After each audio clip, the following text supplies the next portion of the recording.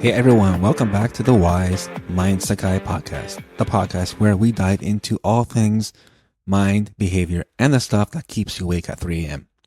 I'm Nat Plastino, and today we're exploring a classic inner battle that's as old as time itself: reason versus desire. Yep, it's the head versus heart showdown that lives inside every single one of us. Let's face it, every day we're balancing these two forces. Maybe you had to choose between hitting the gym or binge watching another season of The Office. Or maybe it's deciding whether to save for retirement or splurge on that new gadget that you swear will make you a productivity god. Spoiler alert, it probably won't. So today we're going to break down why reason and desire often feel like they're playing a tug of war inside of us. We'll talk about why we need both, how they shape our decisions, and maybe help you think a little differently about the next time you're debating between broccoli and brownies. All right, so let's start with desire. Desire is honestly our most primal side. It's what gets us fired up. It's the part of you that says, "Hey, go for it," when you see a delicious slice of cake, even though you told yourself you're cutting down on sugar. Desire is all about short-term rewards, instant satisfaction, pleasure, the good stuff. Desire evolved to keep us alive. Think back to our ancestors. They didn't have fridges or grocery stores. If they stumbled upon a berry bush, they went for it because they didn't know when food would come along next time. Desire is why you feel that, "oh, I need it" impulse when you see something you want. Whether it's food, a new phone, or that new pair of shoes that somehow completes you as a person. Which it doesn't, by the way, but hey, we've all been there. And here's the kicker.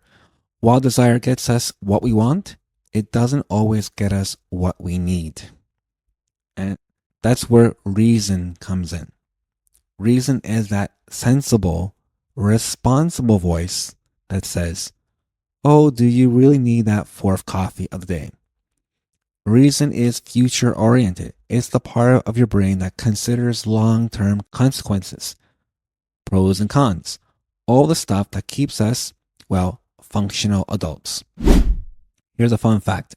Reason, in part, lives in the prefrontal cortex of the brain. That's the more recently evolved area right behind your forehead, which, fun fact, isn't fully developed until you're in your mid-20s. So if you made some questionable decisions before that age, blame biology, and it's okay. So now, don't get me wrong. Reason can be a bit of a party pooper sometimes. I mean, who likes being told, "no, you probably shouldn't"? But it's actually super helpful.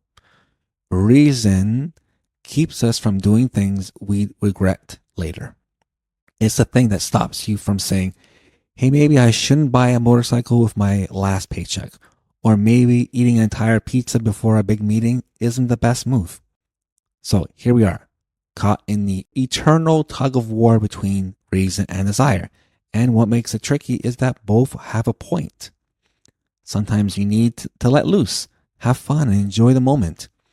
Other times, you need to be responsible adult and think about future you. It's like having an angel on your shoulder and a devil on the other one. Only they're both trying to get you to live your best life. They just have different ideas on how to do it. So how do we balance the two? Here's the one trick that psychologists recommend. It's called the 10-10-10 rule. I talked about this once in a previous podcast. You can check it out later. Basically, when you're facing a decision that feels hard, something you really want to do but probably shouldn't, ask yourself how you'll feel about it in 10 minutes, in 10 months, and 10 years. For example, okay, if I eat this entire chocolate cake, how will I feel in 10 minutes? Probably feel pretty good. But in 10 months, hey, not so great if it becomes a habit. And in 10 years, you might regret not taking care of yourself better. It sounds simple, but it can give you a new perspective and a little time to cool down before acting purely on impulse. Another trick, reward yourself for using reason. If you're choosing the sensible option, give yourself a little something fun too. Going to the gym instead of the couch. Maybe treat yourself to a smoothie later, afterwards. If you're saving money instead of shopping, plan a fun activity that costs almost nothing. This way, you're getting a little of what you want without sacrificing what you need. At the end of the day, balancing reason and desire isn't about saying one's better than the other. Both are essential. Desire makes life exciting. It gives us passion, energy, and yes, fun. Reason, on the other hand, keeps us safe, healthy, and working toward our long-term goals. The magic happens when we find a way to let both sides talk to each other.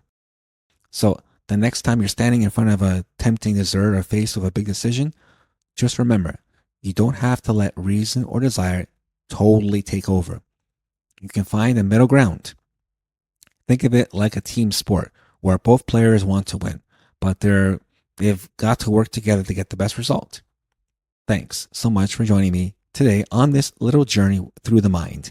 If you like this episode, don't forget to subscribe, leave a review, and share it with a friend who's always impulsively buying things online. You know who you are. Catch you next time on the Wise Mind Sakai podcast. Keep those brains buzzing, and remember, a little reason, a little desire, and you're set for a great life. This is Nat Plastino signing off. Bye for now.